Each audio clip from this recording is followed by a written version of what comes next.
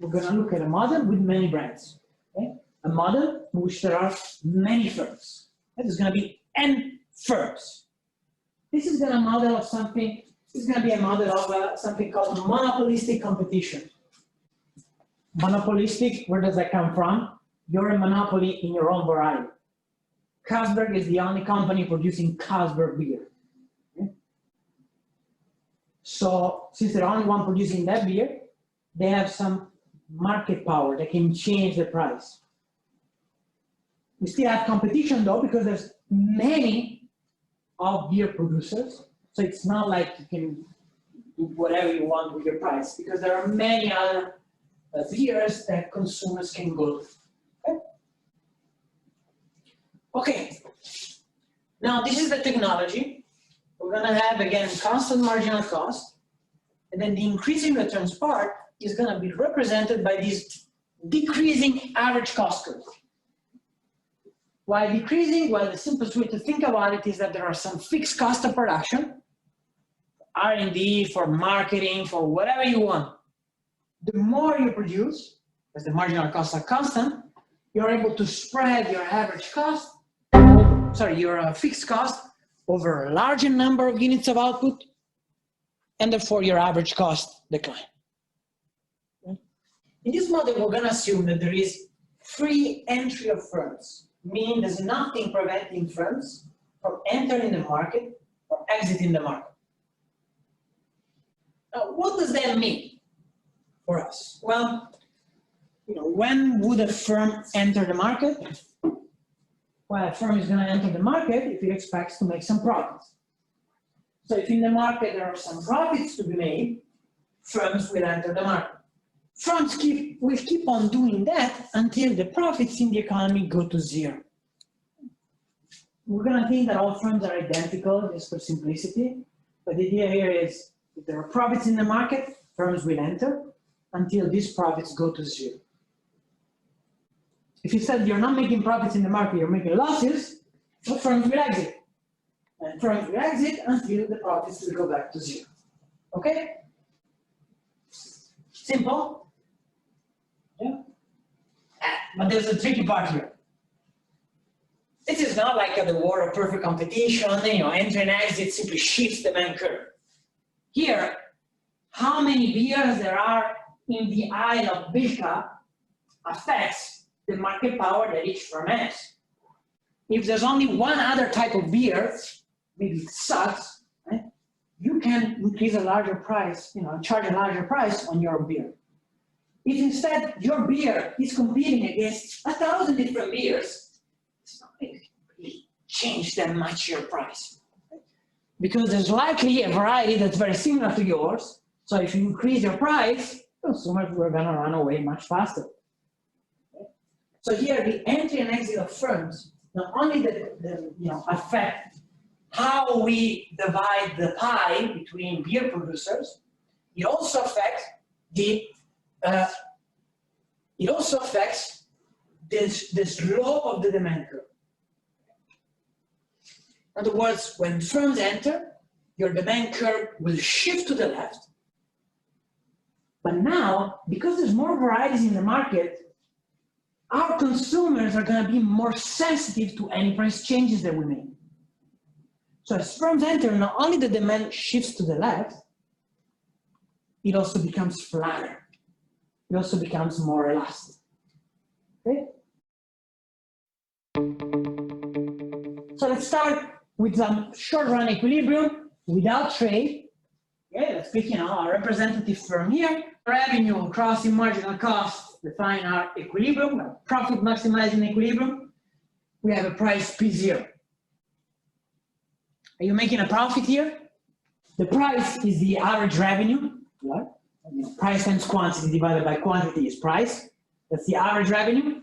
The average cost is the total cost per unit. So if the price is higher than the average cost, you're making a profit. Here, the price P0 is higher than the average cost curve AC evaluated at a quantity Q0. Okay? So you're making a profit here. The demand is going to shift to the left, And so the demand that each firm is facing is becoming smaller. And on top of that, becomes flatter. So when the demand becomes flatter, it means that the same change in price causes a large change in quantity. That means the firm's profits decline. Okay? So basically what we have here is, in blue, this zero, it was the demand that we faced in the short-run equilibrium. Then as firms enter, the demand shifts to the left and becomes flatter. Okay? What is the equilibrium? Well, the equilibrium entry will stop when the demand curve is going to be tangent to the average cost curve. Rather, the demand curve is going to be tangent to the average cost curve at the point which maximizes profits. So at this point here, point A, that's our price PA, and we're choosing that because our marginal revenue curve crosses the marginal cost curve exactly there. And at that point A, the price equals the average cost, so profits are zero. What is the demand that all firms face when they charge exactly the same price? When firms all charge exactly the same price, they're gonna split the market in equal slices. So the demand that each firm faces when all firms charge the same price is this curve D over NA, where NA is the number of firms in autarky. And you can see it's steeper than the demand D1 that each firm faces. We trade with an identical country. Why do we trade with an identical country? Well, because we want to make this example as difficult as possible for us. In the Ricardian and Cherlin models, countries traded because they were different. Now we're going to prove that countries can indeed trade even if they are identical. Here by identical, I don't mean that the varieties of beer that they produce are identical. Here what I mean is that the demand is the same, the number of brands is the same, the costs are the same. The only difference is that the varieties of beer produced in Denmark differ from the varieties of beer produced in Sweden. Now, we double the number of customers, so we have 2D, and we also double the number of firms, 2N. So this demand curve stays exactly as it is, it does not move. But now there's more competition. Now there are more brands. So while before we were facing a demand for firm D1, now that curve becomes flatter. Because now if you reduce the price, you gain much more customers because now all the customers that are buying all these different beers converge to you. Make sense? So what you do when you're a firm and you see that now your demand is flat, you say, oh, I studied international trade, I'm gonna change the price. You were charging a price PA, now you see that the demand that you face is this one, right? So you're gonna have a different marginal revenue curve, and so a new equilibrium point, a quantity Q2, right? Make sense? We're all identical beer brands, right? All of us are now facing tougher competition. How do we respond with that? We reduce the price, right? Everybody reduces the price. To what level? To P2. But if all firms are charging exactly P2, the demand quantity that each firm is facing is this one. Is this one. Right? And so since we're all charging a lower price, so the demand is the same as before, we're making a loss. Before we're making zero profits, now we sell the same amount for a lower price, we're making a loss. What does that mean for the long run? Some of us is gonna exit. Well, if N declines, the demand curve is gonna shift to the right. And since firms exit, this D2 curve is also gonna become a little steeper. Don't think that overall consumers get fewer varieties available for consumption. way to think about this is, there were 10 beers producers in Denmark, 10 in Sweden. After trade, there's 8 from each country. So now consumers in each country enjoy consumption of 16 different types of beer instead of 10. So relative to the initial equilibrium at point A, what do we have? Well, we have, some firms exited, so that the demand curve that firms faced when everybody was charging the same price shifts to the right.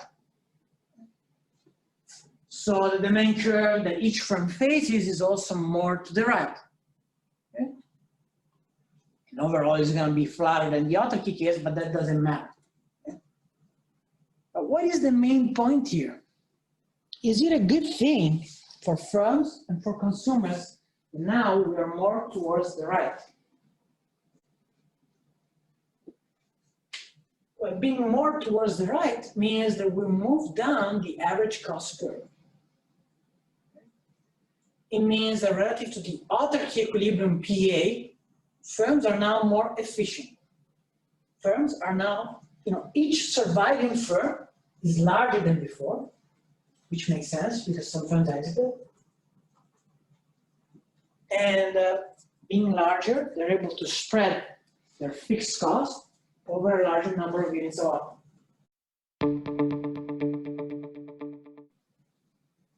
Is trade a good thing here? Yes, it is. Why? 2 reasons. First reason is prices fall. Okay? Now here we're, why do prices fall? Because we have declining average cost curve. Prices fall because firms are now paying a lower average cost. Second gain from trade is the increase in product variety.